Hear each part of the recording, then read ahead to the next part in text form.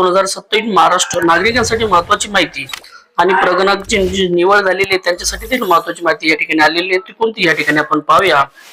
महाराष्ट्रात जनगणना कधी सुरू होईल तर पहिला टप्पा हाऊस लिसनिंग 16 मे 2026 ते 14 जून 2026।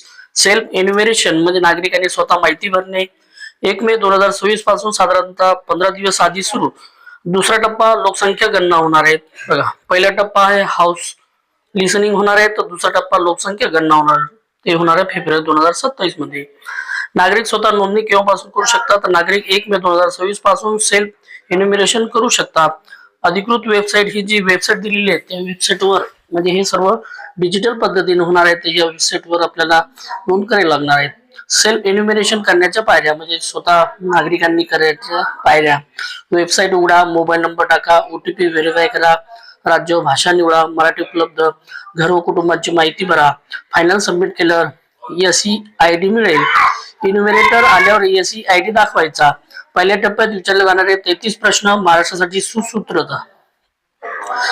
मकान व बांधकाम माहिती, भवन संख्या, नगरपालिका, स्थानिक प्राधिकरण नंबर, जनगणना, मकान नंबर, मकान बांधकाम साहित्य, माती, लाकूड, सिमेंट इत्यादी, भिंतीचे साहित्य, छताचे साहित्य, मकानचा उपयोग, राहण्यासाठी दुकान इतर, मकानची अवस्था, चांगले राहण्यायोग्य जुने, घर क्रमांक, परिवारासाठी, घरात राहणाऱ्या व्यक्तींची संख्या, परिवार प्रमुख माहिती, परिवाराच्या प्रमुखाचे नाव, प्रमुखाचे लिंग, पुरुष महिला तृतीय लिंग, प्रमुख अनुसूचित जाती SC आहे का, प्रमुख अनुसूचित जमाती ST आहे का, प्रमुख इतर विशेष समुदायाची संबंधित आहे का, म्हणजे मकान मालकी स्वतःची आहे की भाड्याची।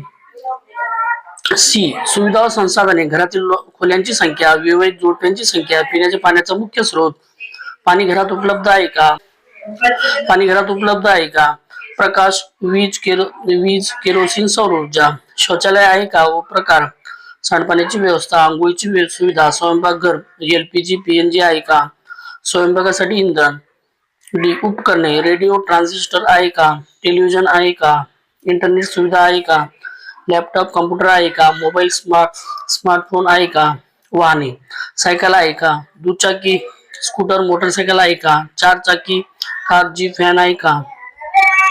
नागरिकांना काय विचारले जाणार नाही हे महत्वाचे आहे बघा। नागरिकांना काय विचारले जाणार नाही ही माहिती विचारली जाणार नाही खालील प्रमाणे बँक खाते नंबर, आधार नंबर, पॅन नंबर आणि OTP हे सूचना। शिक्षकांसाठी विशेष म्हणजे जनगणना शिक्षकांसाठी एक विशेष यासाठी महत्वाची सूचना आहे।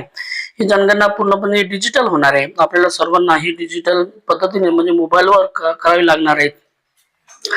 जिओ मॅपिंग मुळे कोणतेच घर सुटणार नाही बघा। जिओ मॅपिंग झाल्यामुळे कोणते घर सुटणार नाही। नागरिकांनी आधी सेल्फ इन्युमरेशन केल्यास इन्युमरेटरला सोपे जाईल म्हणजे प्रगणकाला ते सोपे जाणार आहेत।